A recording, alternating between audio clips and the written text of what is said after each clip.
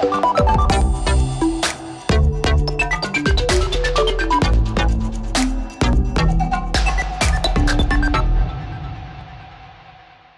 my name is Asha Sampath and welcome to this new edition of Business Africa, your magazine dedicated to the continent's business and economic news.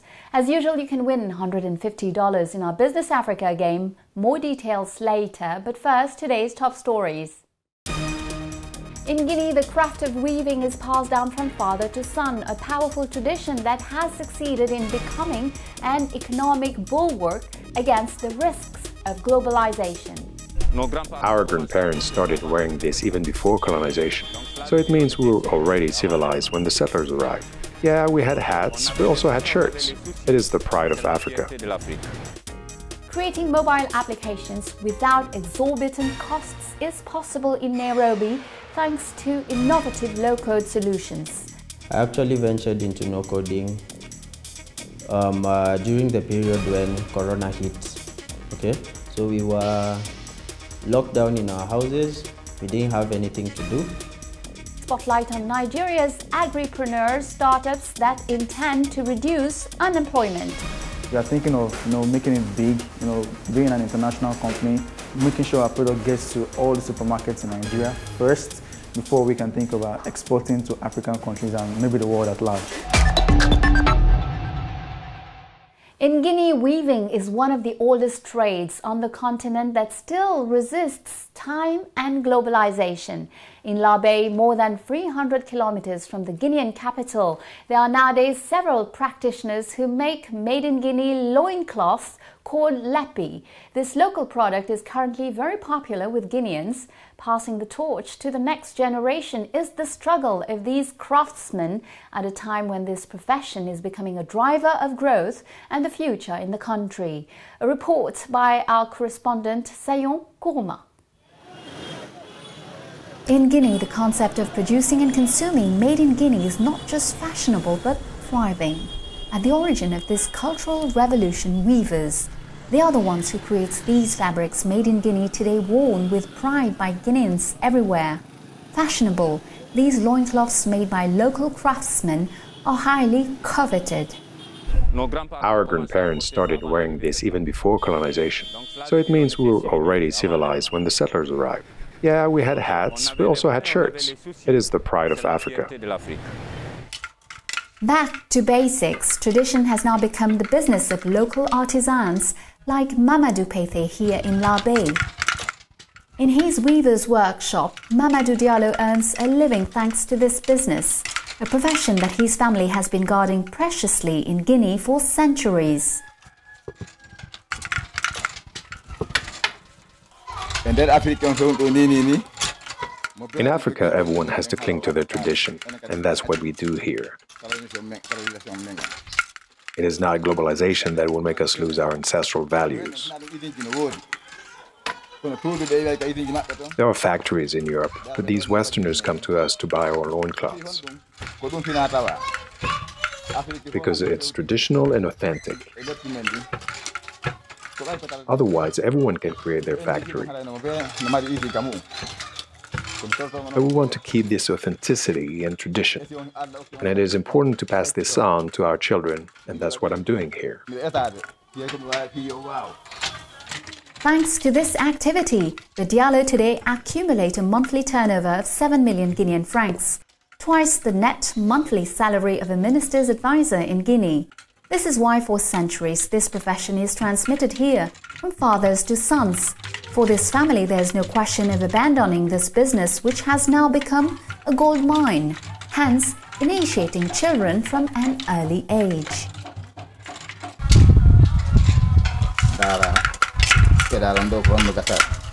Make sure it fits snug.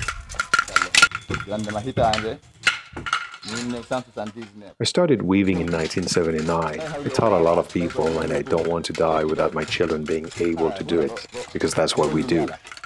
If I die without teaching them to do it properly, then it means that I haven't accomplished my mission in life.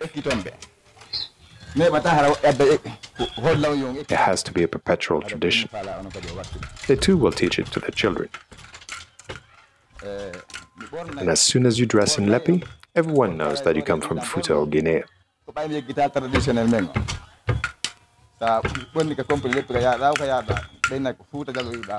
Knowing where you come from is important.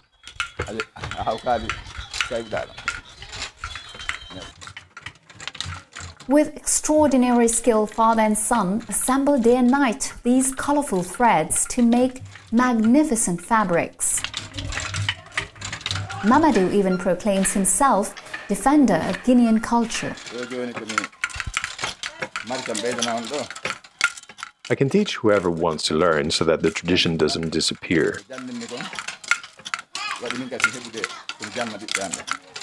We recognize a Fulani by its textiles, the lepi and the Angara.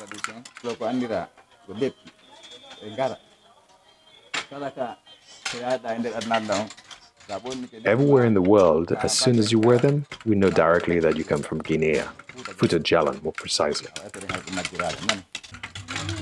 Faced with globalization, these weavers innovate by regularly upgrading their creations. Their work and their passion, they talk about it with love. A profession thanks to which these children even ensure their schooling. Ibrahim and Alpha Umar now alternate between school and the practice of weaving. My father taught me 9 years ago. The apprenticeship lasted 3 years, and since then I have been working for myself. I make a living from this job. It's a good business. After school, if I don't find a job, I know that here we can make a living. The great master Boubacar Diallo retired years ago. For him, this activity is the best job in the world, and it's not globalization that will deprive them of their passion.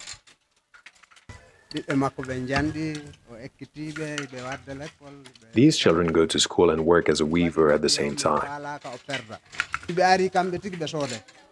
We don't want this profession to disappear. We don't want to wait for what comes from elsewhere.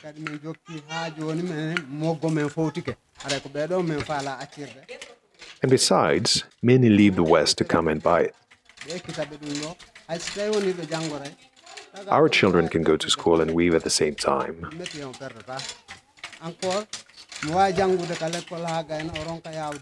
These children may not be successful in school, but here they will always learn something.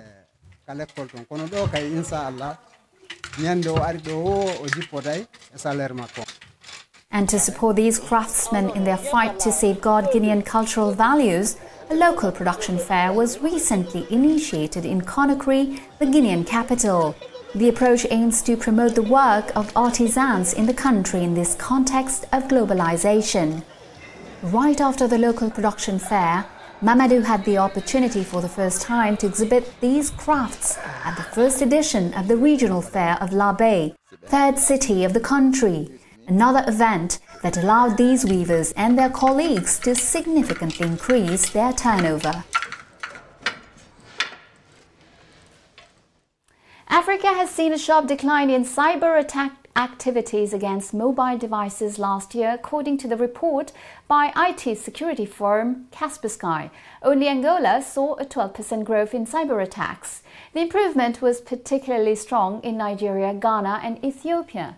This is progress, but it also indicates that criminals are now focusing their attention on much more complex malware that target the theft of users' banking data through seemingly legitimate applications, a trend to watch closely.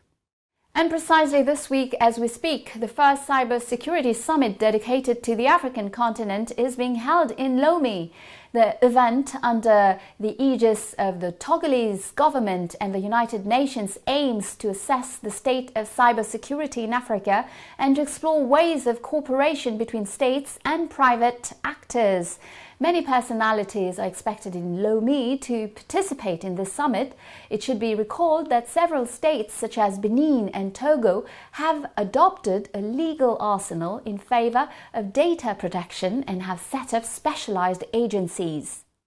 Kenya, Nigeria, South Africa, these three countries are leading a new movement centered around no-code technology for building mobile apps. These applications, accessible within smartphone reach, are usually very expensive to develop. But the so-called low-code or no-code technology makes it possible to save these prohibitive development costs by creating applications without coding, or almost. Our journalist Edwin Kariuki visited some of the inventors of these solutions of tomorrow in Nairobi. Maureen Esther Achieng is wading through uncharted waters and creating a path that she believes will be beneficial to the next generation of techies. In her Nairobi apartment, she begins her day at midday, a day spent teaching students from all over the globe how to code easily. Only 0.3% of the world's population can create software. That leaves 99.7% of the world's potential going to waste. And that is why no-code is so huge, because no-code is now empowering non-tech people to be able to participate in tech. She is emerging as an authority in this field that she stumbled upon in the midst of the COVID-19 pandemic. Now she spends her days teaching other young people the art of creating apps using low or no code at all. Like you would tell someone I build apps without coding and they will look at you like, how do you do that? I still get such reactions, but the more we talk about it, the more I talk about apps that have been built without code, like Richard, Duelito, Yadguru, Studio Time, Wheel Price. All these are global app businesses that have been launched without code, Revitize, New Notions, all these. So the more I talk about that, the more people understand that actually this can be done without writing a single line of code. The no-code movement, as she calls it, is relatively new here in Kenya. Only a handful of students have shown interest in learning the ropes of creating mobile applications. Andrew Kisilu is one such man. So what I seek to do is solve common people's problems with an aim of bettering their lives and bettering our lives altogether. Andrew isn't your traditional techie. He is more at home on the football pitch where he plays soccer. But the COVID-19 pandemic closed the pitch and saw him hang up his boots, albeit begrudgingly. To while away the time, he joined Maureen's class. He says the technology is helping him stay away from mischief while offering solutions to many like him. I actually ventured into no coding during the period when Corona hit. Okay, so we were locked down in our houses. We didn't have anything to do, and me being a major part of my day being taken by football, I was unable to go on with my day-to-day activities. So I had a lot of time on my hands, and what happened is through a friend of mine, I got to learn about the no-code movement. Andrew, just like his mentor and trainer, believes that Kenya and Africa are ripe for the no-code revolution. The ability to create mobile apps that offer solutions to local problems is being touted as a game changer in the way small businesses operate.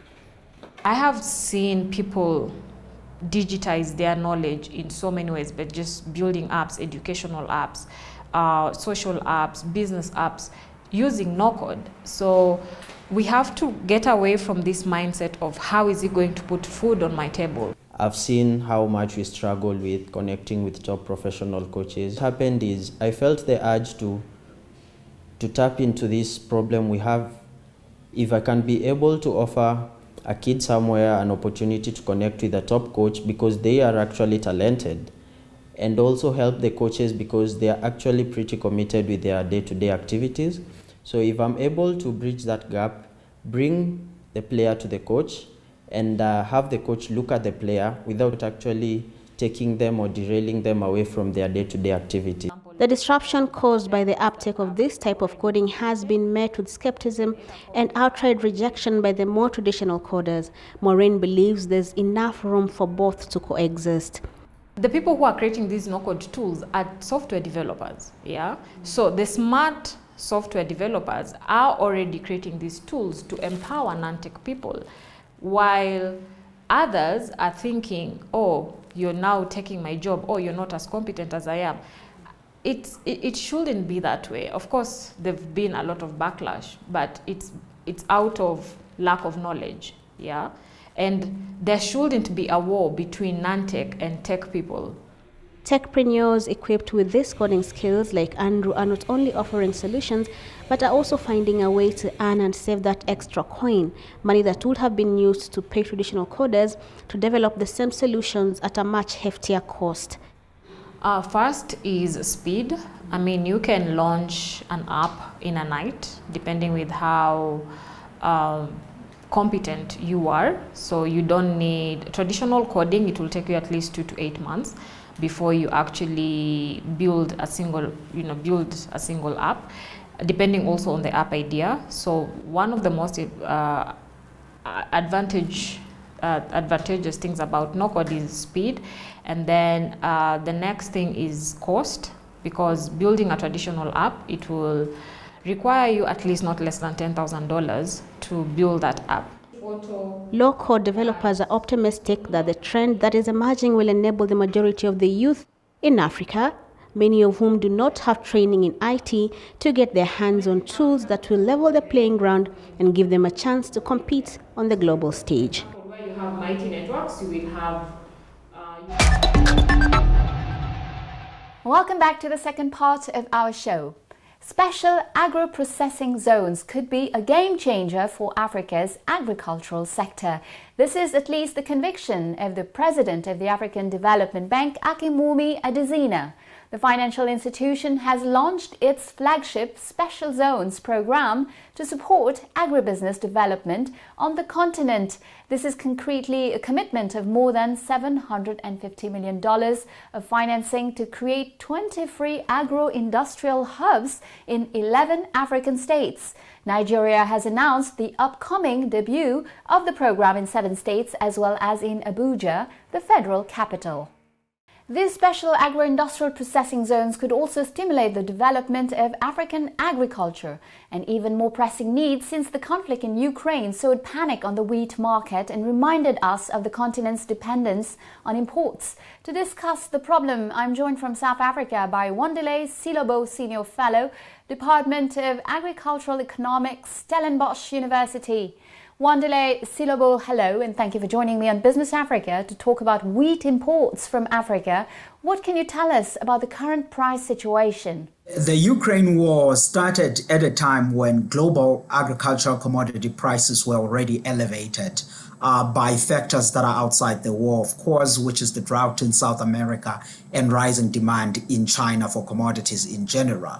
Now, since the war started on the 24th of February, we've seen that wheat prices, maize prices, and sunflower oil prices have been the one that have seen a notable surge onto that. And as the African continent, we see the impact through pricing at the start. But I think if the war continues for longer, say past 5 months, then you could start see on physical constraint on supplies, particularly the North Africa region like Egypt, Tunisia, and to an extent part of the East Africa countries. Ukraine and Russia are important players, as you know. They account 30% of global wheat exports, roughly 30% of global barley exports, nearly 2/3 of global sunflower oil exports.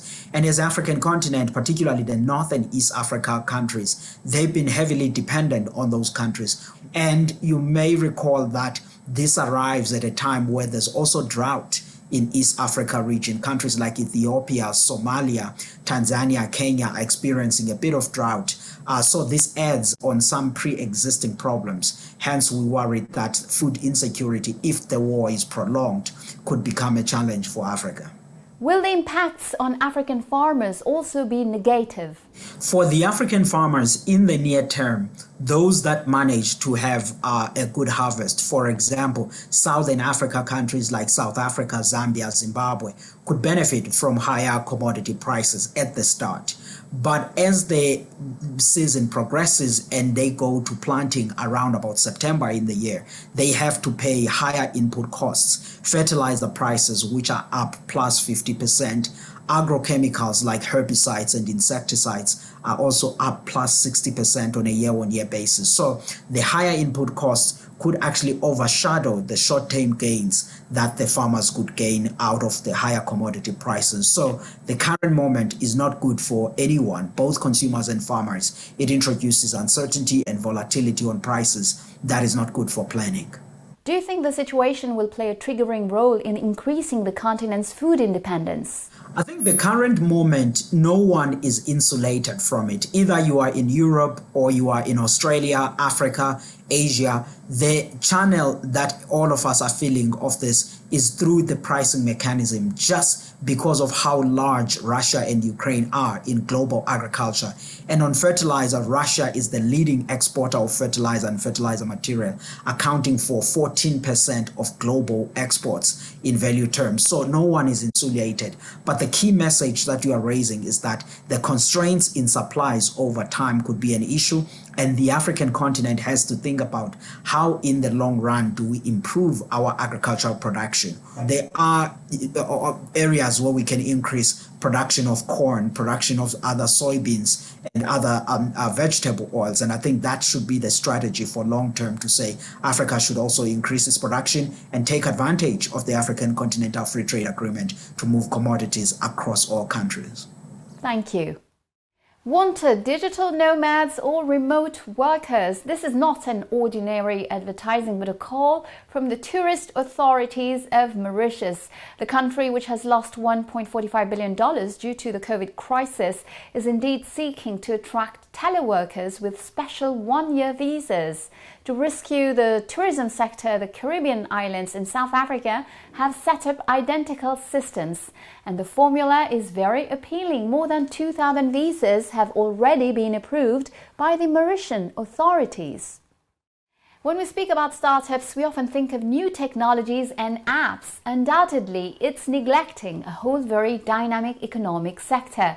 Young entrepreneurs in agribusiness determined to combine tradition and progress.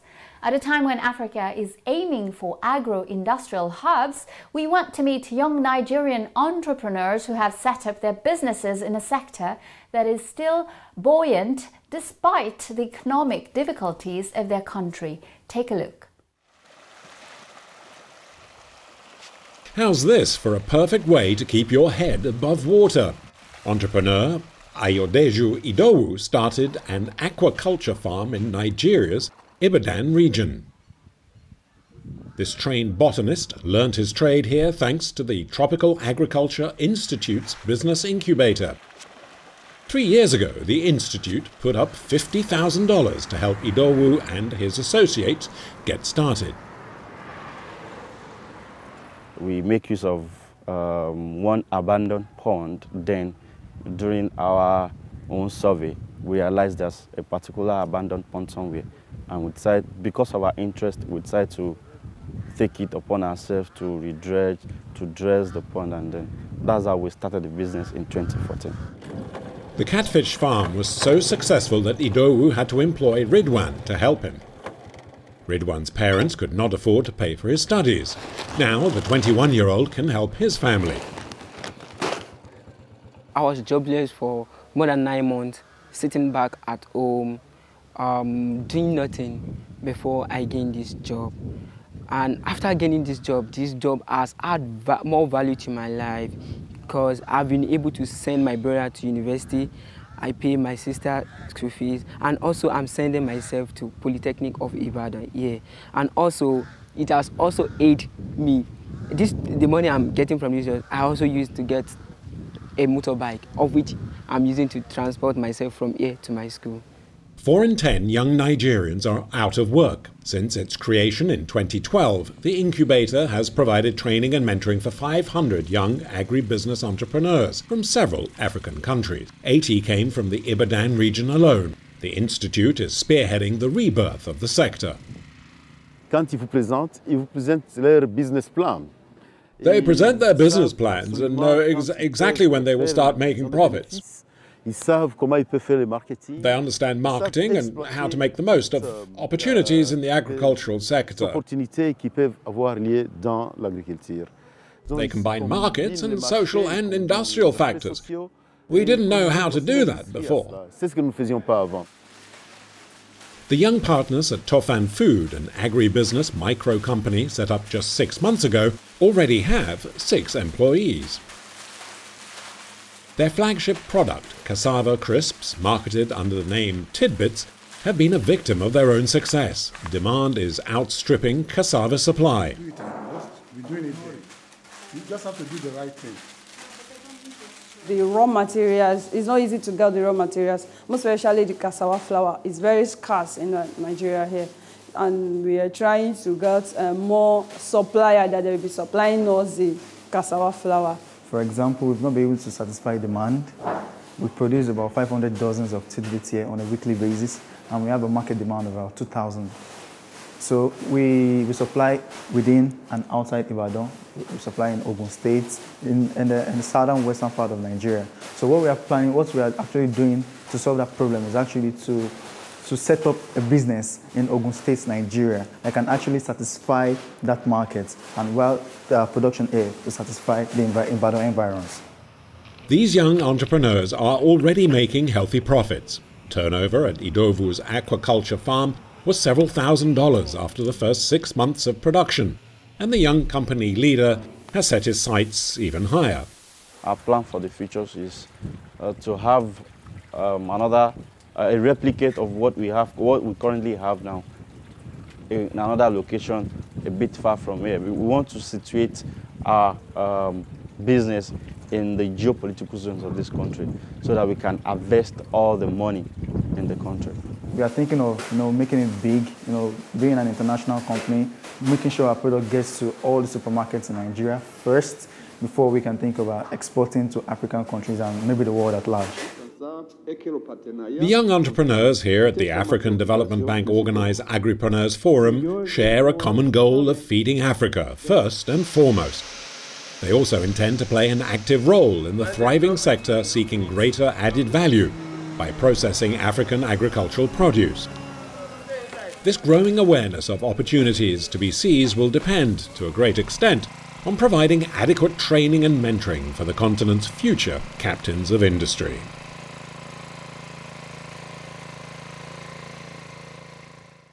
Well, it's now time to reward our loyal viewers of Business Africa. It's up to you to answer to the following questions. If you're drawn among those who have given the correct answers, you will win $150. This is game number 572, so listen carefully to the 2 questions that follow, and good luck. First question: what or who are the Lepis? Guinean weavers, loincloths made in Guinea, counterfeit loincloths. Second question: what does agripreneur Noel Mulingenya produce? Vegetables, cassava flour, fishes? You know the answers. You can participate now by going to our website africaonair.com in the replay section. Answer the questions, fill out your form, and good luck. And of course, don't forget to include your contact details, name, address, telephone, email, and the number of the game you are entering with the answers, of course. This game, for example, is game number 572. Check out the terms and conditions in the replay section on our news website, africaonair.com. The winner will receive $150 as our winner this week. Congratulations, you gave the correct answers to our game number 571. Here are the details. First question: where are Parakou Fair visitors being vaccinated? The answer: in a shed. Second question: when was Red Plast created? Answer: in 2012. That's it. Business Africa is over for today. I'll see you next week, same time, same channel, for Initiative Africa. Writer Oswald Lewat, author of the book The Aquatics, Les Aquatiques, and winner of the Pan-African Prize for Literature, will be our guest. In the meantime, you can watch this show again on our website, africaonair.com, as well as on all our social media channels. Feel free to share, like, and comment using the hashtag Business Africa. Take care of yourselves and see you next week. Goodbye.